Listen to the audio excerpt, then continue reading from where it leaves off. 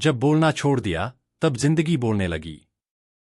शहर की सबसे व्यस्त सड़क पर खड़ा वह आदमी दुनिया के लिए बिल्कुल सामान्य था, पर अपने भीतर वह शोर से थक चुका था।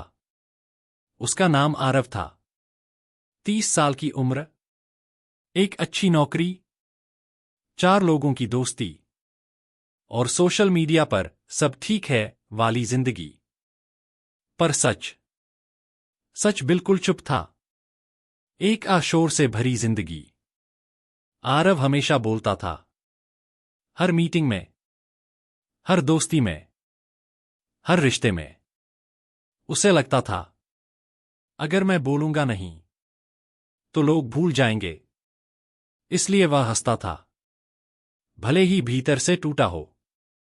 सलाह देता था, भले ही खुद रास्ता न जानता हो। लोगों की मदद करता था, भले ही खुद मदद की जरूरत हो।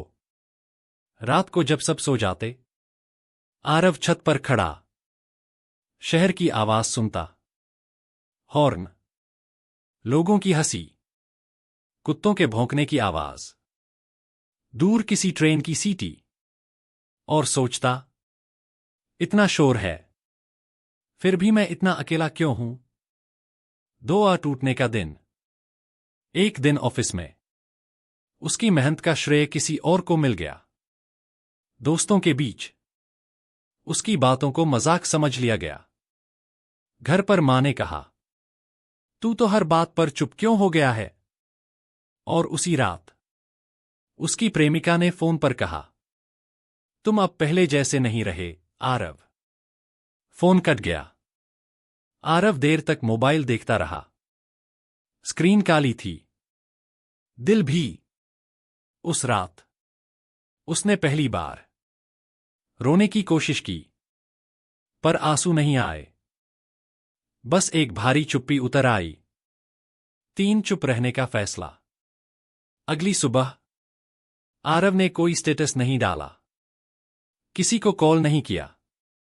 ऑफिस में जरूरी बातों के अलावा कुछ नहीं बोला। लोगों ने पूछा, क्या हुआ, ठीक तो हो। वह मुस्कुराया और चुप रहा। पहली बार चुप रहना अजीब नहीं लगा, बल्कि हल्का लगा, जैसे कोई बोझ कंधों से उतर गया हो। 4 अकेलापन और सच्चाई। अब आरव जानबूझकर अकेले रहने लगा। लंच अकेले, चाय अकेले, रात की सैर अकेले।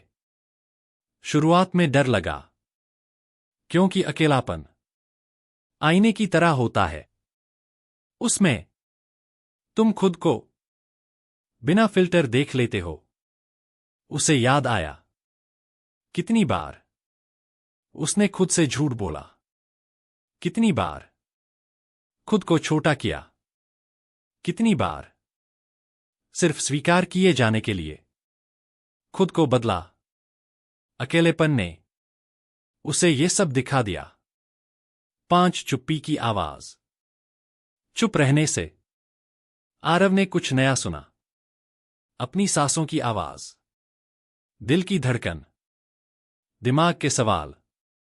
उसे एहसास हुआ, जब हम ज्यादा बोलते हैं तो खुद की आवाज दब जाती है। अब वह हर जवाब नहीं देता था, हर बहस नहीं करता था, हर सफाई नहीं देता था। और अजीब बात यह थी, लोग अब उसे ज्यादा ध्यान से सुनने लगे थे। 6 लोग और दूरी। कुछ लोग दूर हो गए क्योंकि उन्हें उसका शोर पसंद था, उसकी शांति नहीं। कुछ ने कहा, घमंडी हो गया है। कुछ ने कहा, डिप्रेशन में है। आरव ने कुछ नहीं कहा, क्योंकि उसे अब पता था, हर सफाई जरूरी नहीं होती। 7 एक बुजुर्ग की सीख। एक शाम पार्क में एक बूढ़े आदमी ने उससे कहा, बेटा, जो आदमी अकेले रहना सीख लेता है वह किसी से भी भीख नहीं मांगता।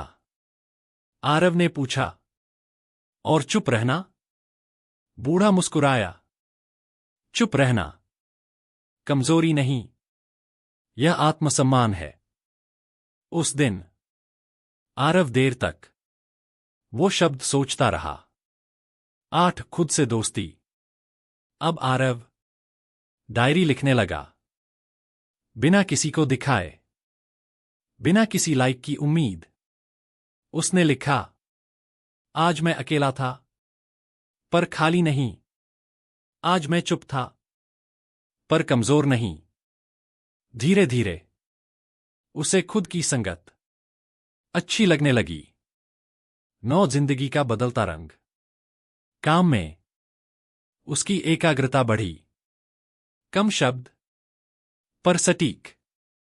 लोगों ने उसकी बातों को महत्व देना शुरू किया, क्योंकि अब जब वह बोलता था तो सोचकर बोलता था। 10 आखिरी समझ।